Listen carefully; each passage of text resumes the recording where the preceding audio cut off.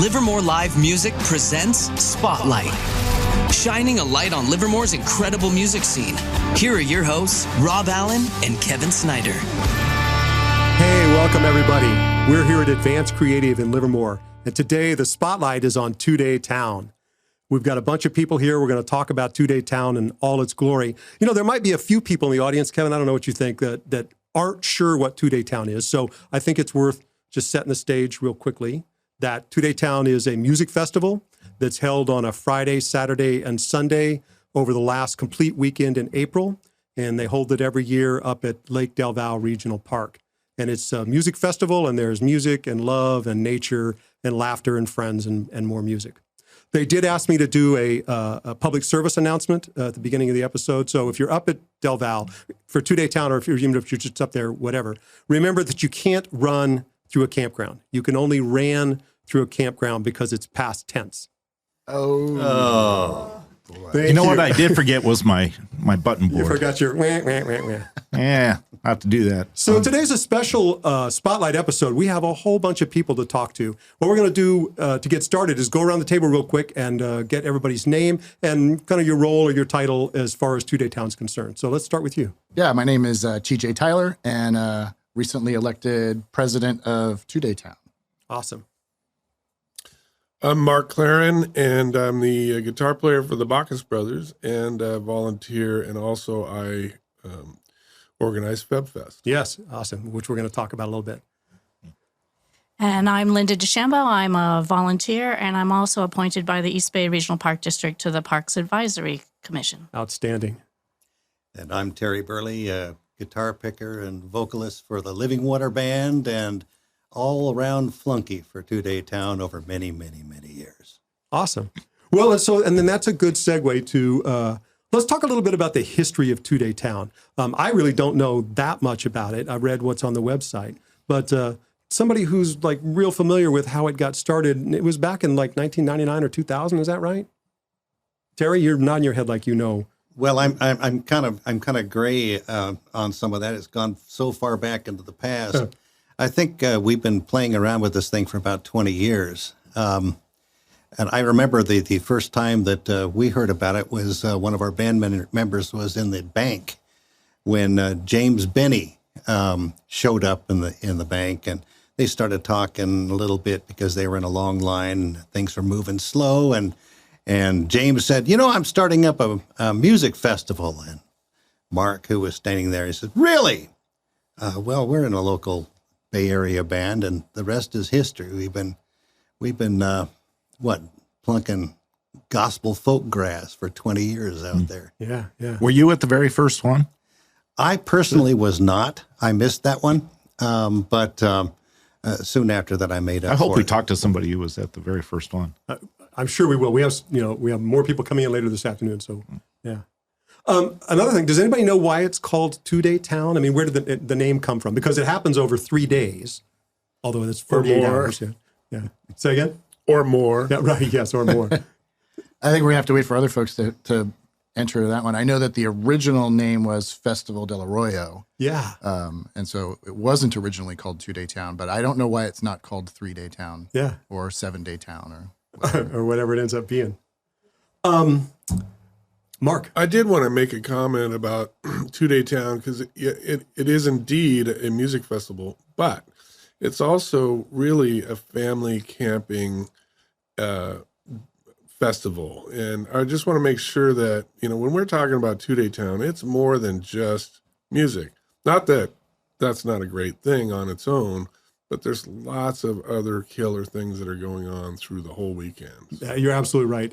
There's, the nature communes, and it's just a family. I mean, if you go up there for the first time and you don't know anybody, by the time that weekend's over, you're going to know pretty much everybody. It's a fantastic thing. I know I'm getting ahead of myself here, but in addition to the organized music that they have, where they have 3 stages with music going, through the 3 days, there's a lot of improvised music that goes on, especially after hours, but even during the day. People just walking around with their guitar or their harmonica or their voice or their ears making music. Yeah, I did want to respond to Mark's comment because I think he brought up something that was, is very much at the very at the very core of what Two-Day Town is, at least it has been for me for over about 20 years. And that is that I participate in and work at several music festivals. And one of the things that I've noticed is there's family that you're born with and the family that you choose. And for me, Two-Day Town is chosen family. I can go and play music in a lot of different places.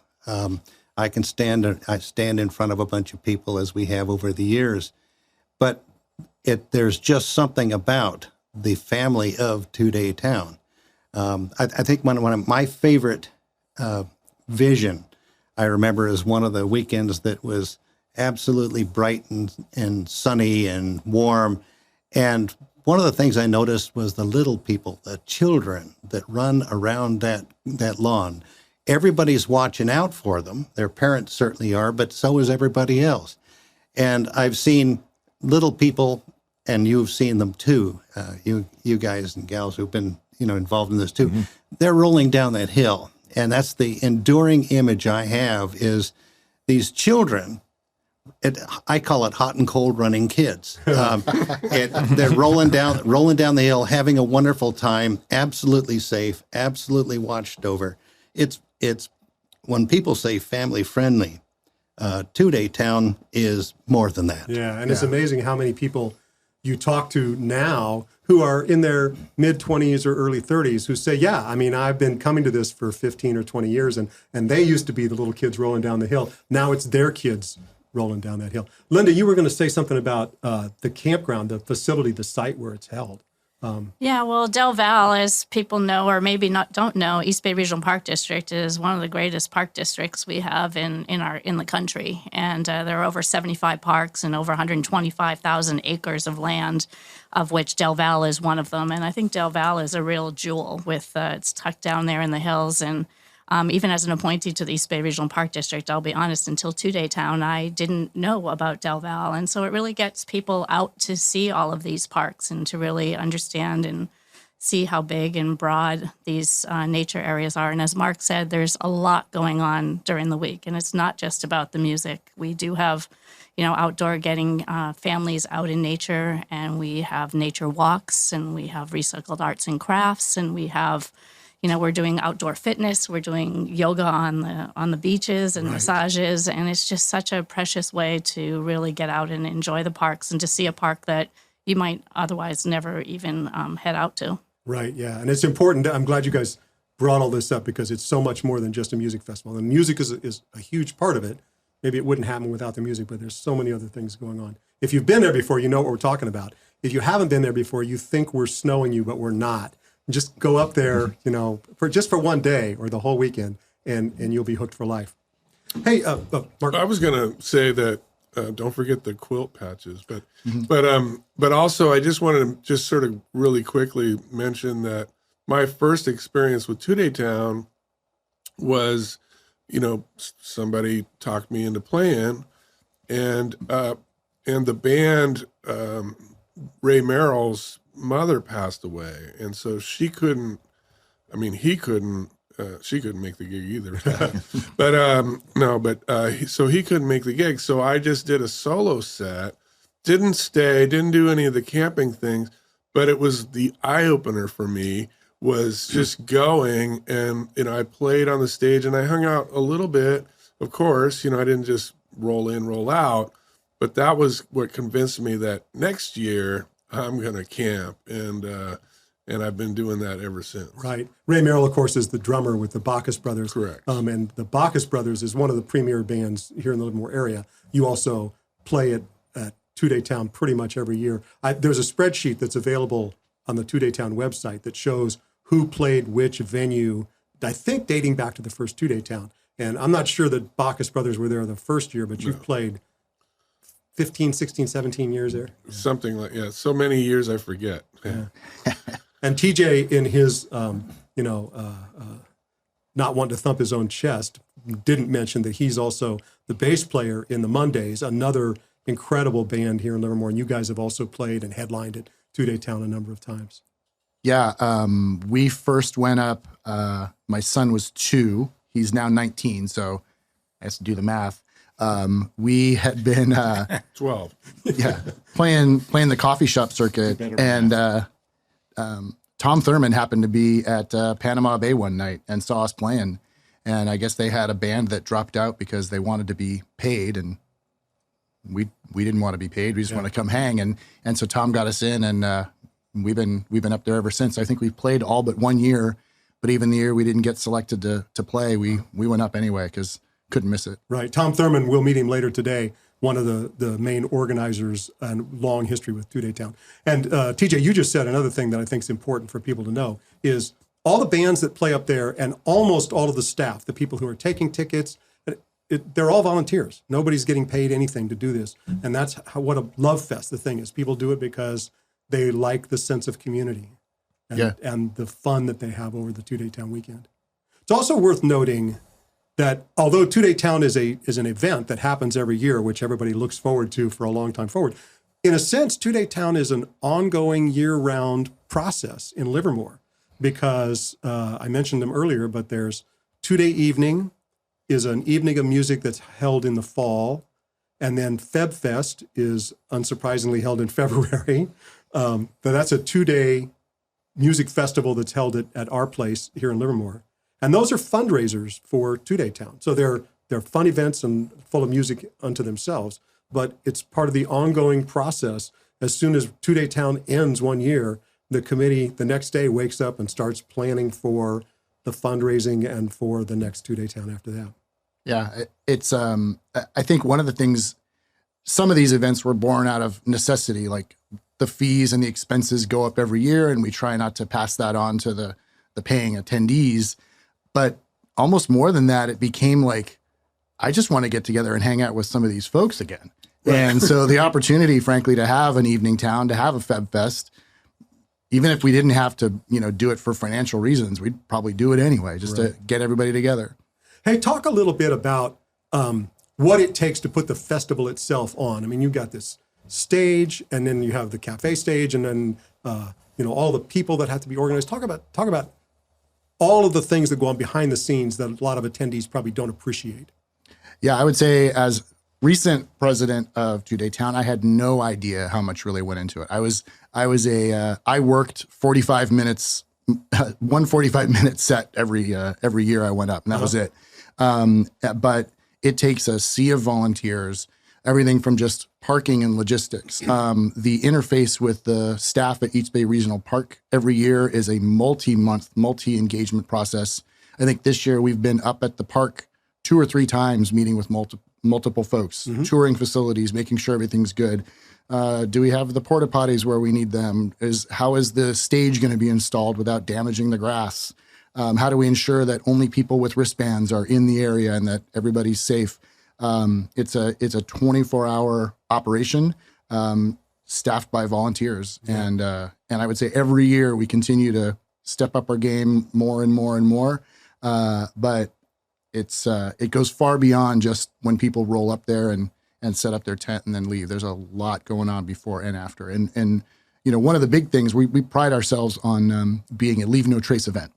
So one of the things that we do when we get there is actually we remove all of the trash cans in the facility so that people aren't just tempted to drop their things off, and we mark all the spots, and then Monday before everybody leaves, we roll them all back and put them back where they were. But that's because you want the people who are attending Two Day Town and who are camping down by the lake to pack out whatever they packed in. Yep. Not even their trash. Exactly. Yeah. Treat the park better than it gets treated most of the time. Ideally, I think the message I've always gotten and I've always tried to spread is like, leave no trace includes like picking up the stuff that somebody else left. Yes. Like there's plenty of that. You can walk the lawn when we first get there, and it's ridiculous how much stuff you can just pick up. Yeah, bottle caps and pull tabs. And just that kind of stuff. So, I like the idea of leaving it in better condition than when we got there. And I think hopefully that's something that the park recognizes as well. Well, and Kevin, I think you would agree with me with this, that a lot of the attendees go in there with that attitude. It's not just leave no trace, it's leave it better than you found it. I know we go up and camp every year, and we make a point of policing our campground on the way out and leaving it as pristine as possible, regardless of how we found it.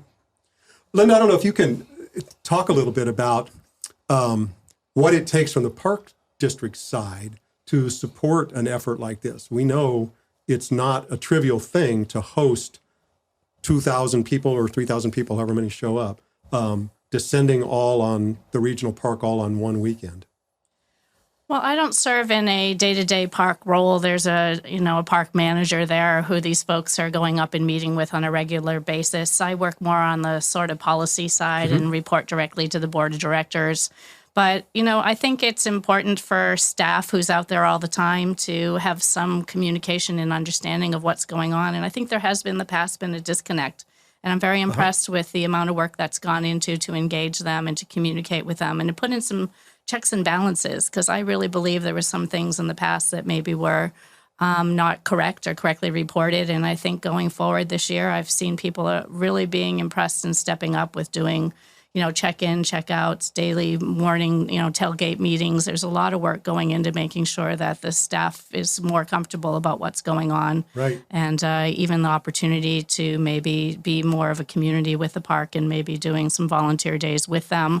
It's a big park system, and they need a lot of help and need a lot of people to care for the parks. And I think Two Day Town is a perfect partner for that. And I think with a little bit more education and what I've seen going into it this year, it's only going to keep getting better. Right. Because it seems to me, on the one hand, it's important for everybody who's involved, whether you're just up there camping or performing or whatever, to appreciate that the staff there, the rangers that you see and the camp personnel and the management who you don't see, but they're there. This is not their job to host music festivals, right? Their job is to run a beautiful campground and make it available to the broader community. And it's a bit of a burden for them. But hopefully, if there's that kind of communication, they appreciate what the Two Day Town does for the community on an ongoing basis. Yeah.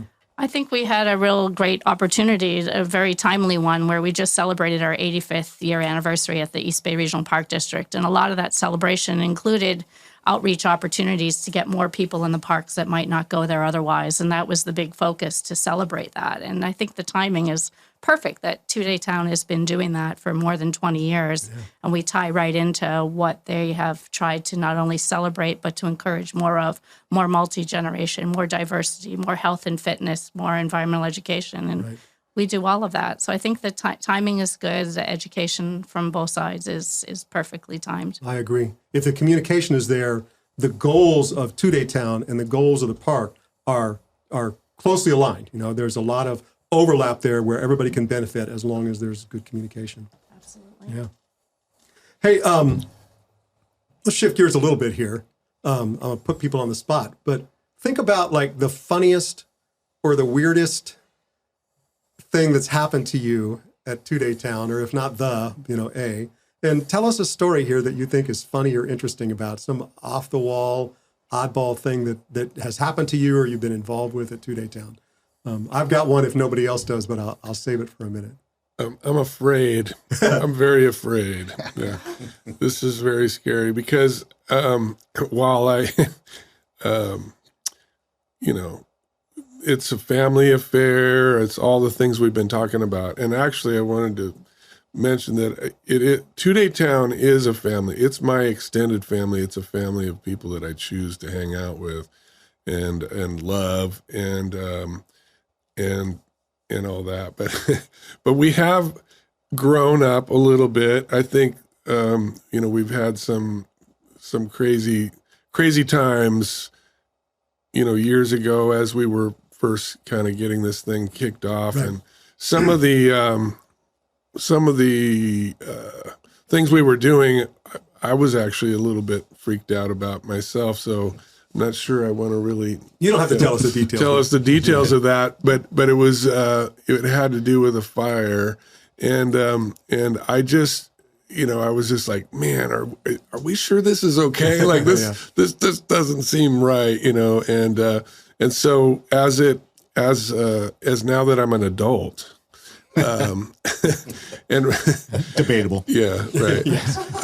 Now that I'm an adult, I do appreciate and I want to be responsible and especially is the environment, and I could see where from the outside looking in, it looks like a bunch of maniacs running around, with loincloths and, to the outsider, it's got to look pretty freaky sometimes, And just the thing that I've always loved about Two-Day Town is playing music. It's not the stage so much, which I do enjoy performing, but it's the after hours and the braggadociousness of the next day where we played till 5 a.m. or 6, the sun was coming up, or whatever. And those kinds of things, you just do that once a year or whatever, but it's fun to just be able to cut loose and let go. It's absolutely fantastic.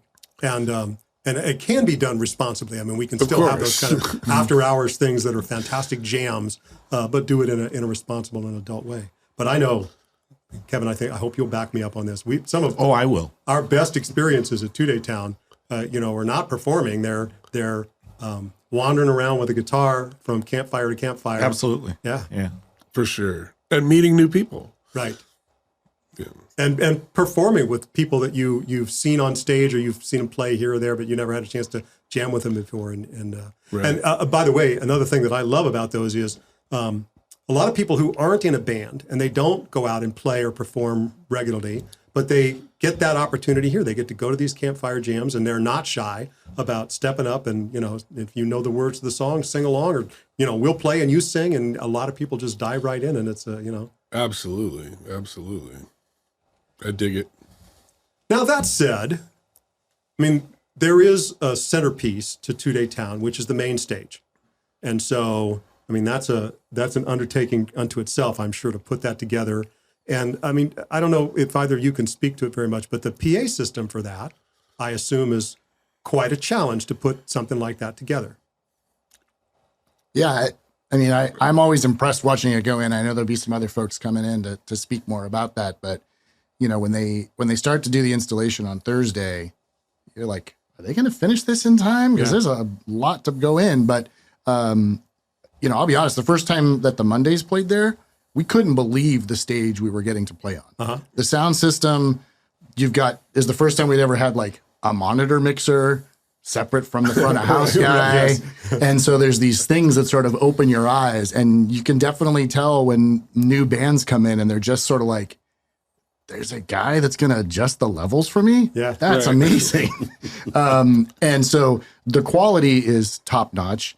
It's not to say sometimes there aren't hiccups. I know that they had to swap out a board one year and, power goes out every once in a while, but that's sort of it is fun. The wilderness, and there's not a Radio Shack around the corner. No, right. But there is a radio show. There is. There is a radio show, so you can tune in on whatever it is. I forget the frequency, but it's broadcast within the valley there, which is kind of cool. I mean, there's so many cool things about it. As it's progressed, the lights, the lighting is so much better than it was the first year or the first few years or what have you. I mean, there's just so many things that I think, all these talented people come up with an idea and they go, hey, how about we do something like this, and it is a little scary. I'm hoping we're not going to start shooting rockets off. But we are right next to the lake, so what the heck? I'm kidding.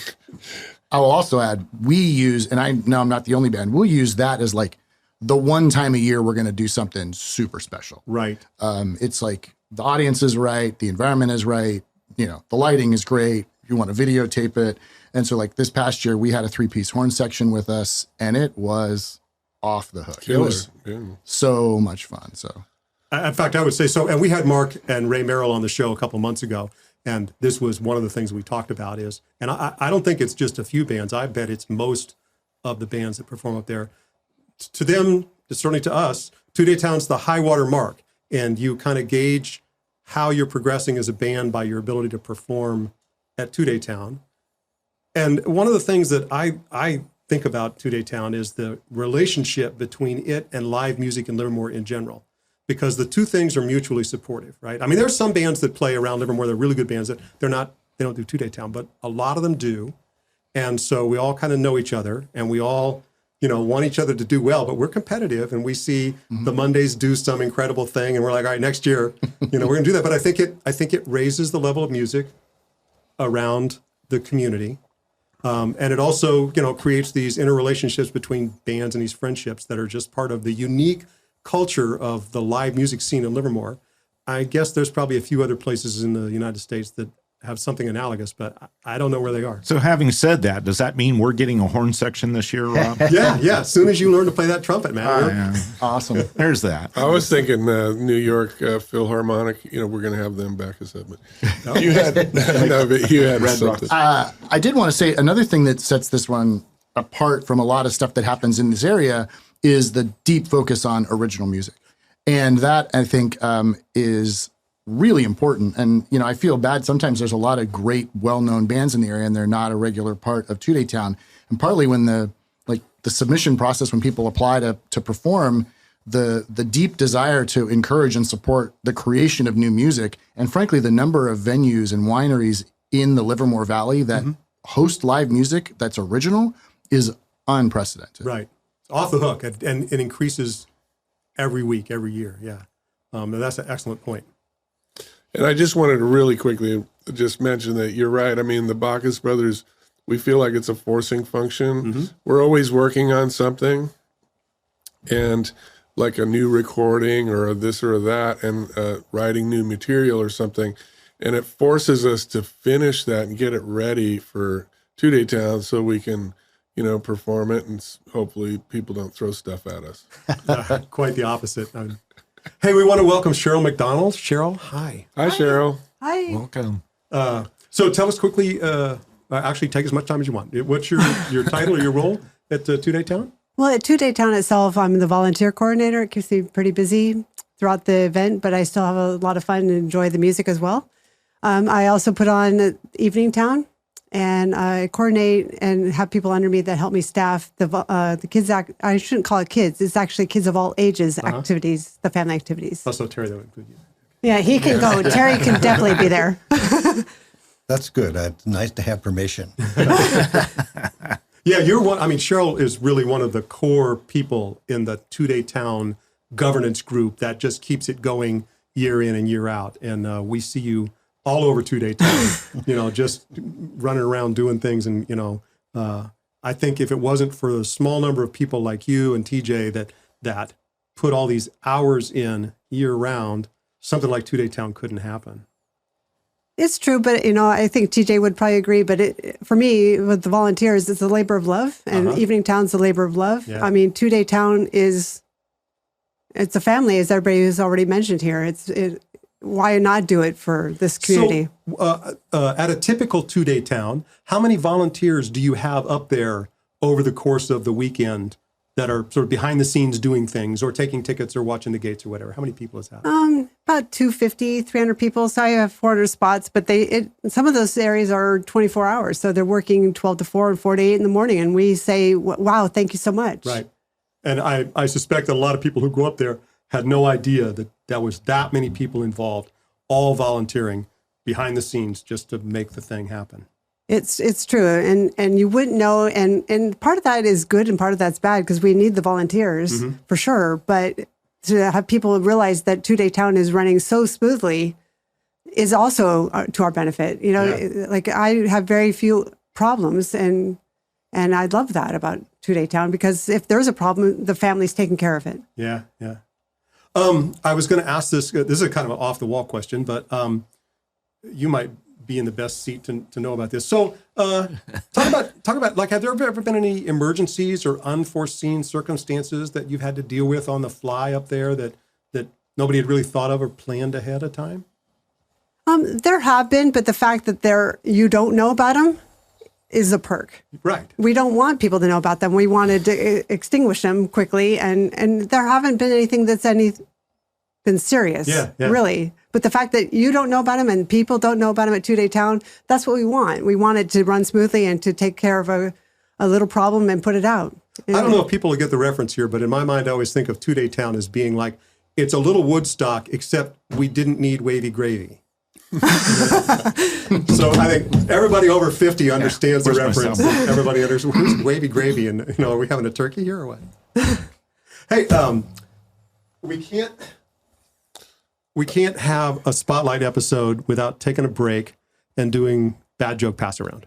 So I don't know if you've seen this before, but I'm going to pass the hat, take a card. You can either tell that joke, you can tell another joke that you know, you can take another card, or you can just pass. But All right. Choose wisely. yeah, choose Yes. wisely. Am I supposed to do this now? Yes, please. A sheep rancher's fence fell down. He tried to count how many got loose, but he kept falling asleep. No, that's a good joke. That's hilarious. All right, Mark. All right. Is it okay if I just tell a joke? As that I long as just it's not heard? too long. Okay, it'll be real quick. Okay. So this is quick. I just heard this on the radio. So David Letterman, everybody knows David Letterman, right? So he's Racing guy. he's in Las Vegas doing his show. This is back when he was still doing his show. And the key grip guy, he's like comes up to him and he says, "Dave, my wife's sick. She's really sick. It's going to be $150,000 in medical bills. Can you help me out?" Dave says, "Well, how do I know you're not just going to take the money and gamble it, And he looks at Dave and he says, "Dave, I got gambling money." That's a good one. We might have to stop. I don't know if we can top that. I'm going to take a shot at it, though. You got your Actually, I'm going to try one. All right. Yeah, I'm going to go out on a limb here. Here you go. So I don't know if you guys remember. I went recently. I had a flat tire or low air in my tire. Oh, no. And I went to the filling station to pump it up. And you know what? It costs like $1.75 now to get air for your tires. yeah. You remember back when it was free? When air was free. Yeah. Yeah. You know why it's expensive now? No. Inflation. Yeah, it's officially bad. Coming down the home stretch here. All right. Well, it is bad joke pass around. Yeah, we call it bad joke pass around for a reason. Yeah. I see. Sorry. All righty, let's give this a try. Okay. So, I wonder if I should be talking with an accent on this thing. Possibly I should. So, do you know why it was called the Dark Ages? Yeah. Why? Because there were so many nights. I like the accent, dude. You did it really well. Nice job.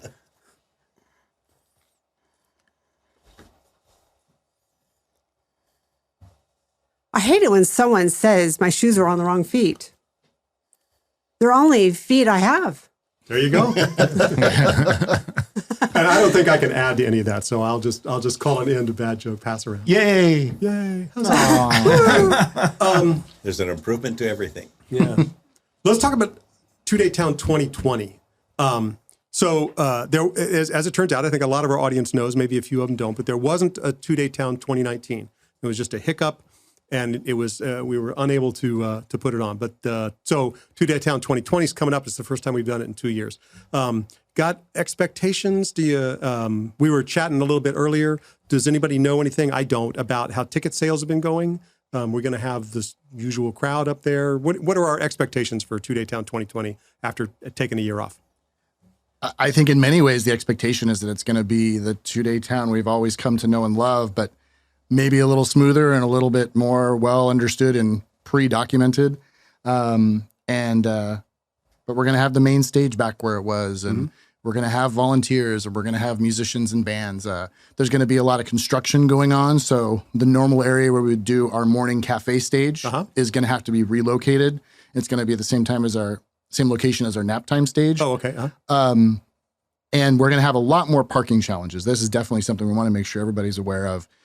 For safety reasons, the park department, they're shutting down parking on the one side of Del Val Road. Okay. So that's going to reduce our ability to get almost over 100 to 150 cars in that used to be in there. Got it. So we're going to need people to carpool.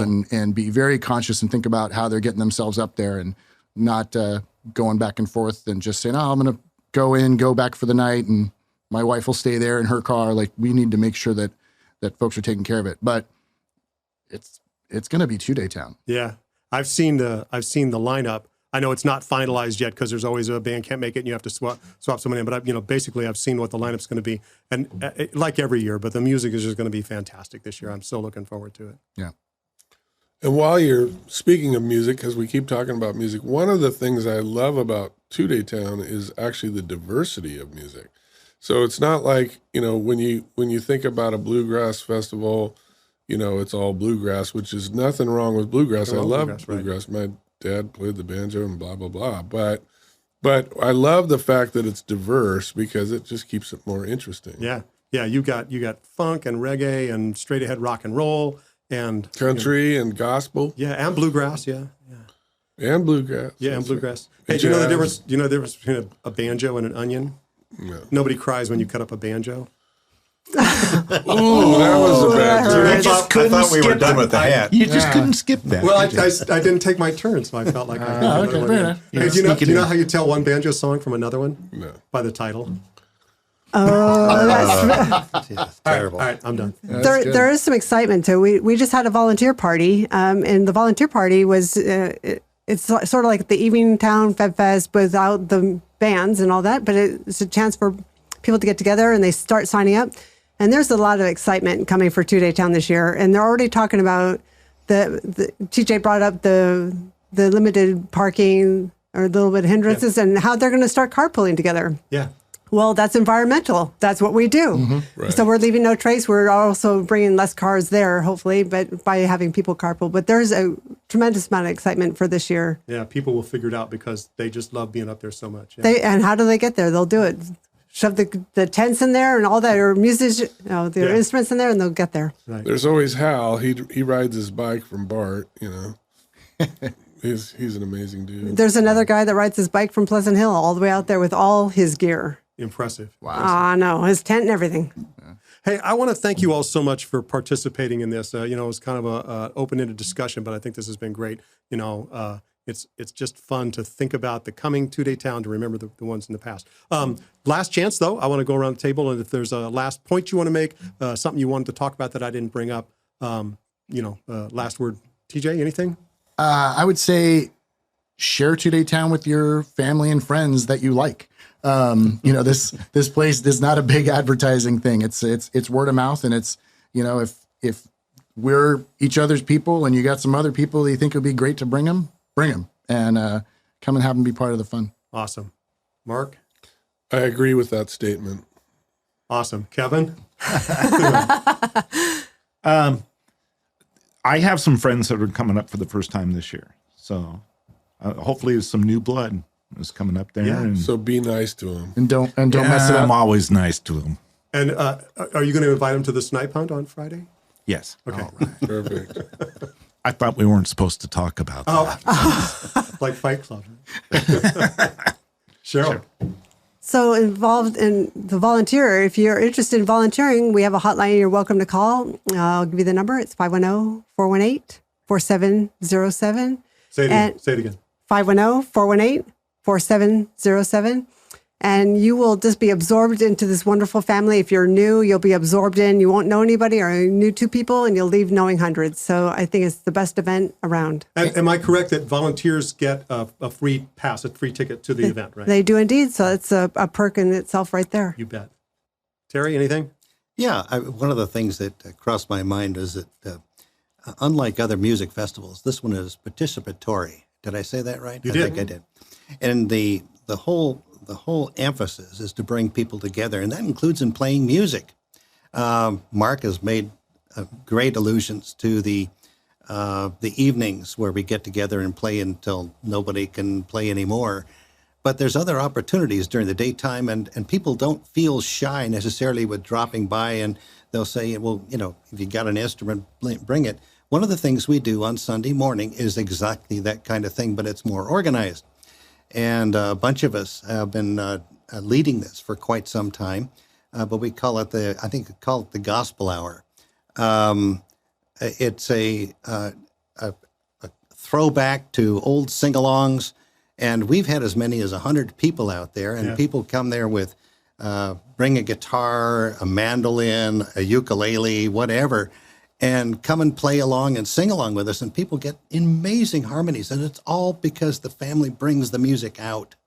It's not performance oriented, it's participation oriented. And I think that says mouthfuls for the whole weekend. But that's just one area that you get another clue as to what's really going on here. Right. Well, I hope there's some people that have listened to this show or watched this show. I hope that weren't aware of Two-Day Town or didn't know what it was really all about. I hope there's people who do and then share the links and get that out there, because it really is something incredible and special. It's not just another music festival. And if you haven't had a chance to participate before, try to make the opportunity. It's fantastic. If you have participated before, then we know you're going to be up there at 2020, and we'll see you there. Thanks so much.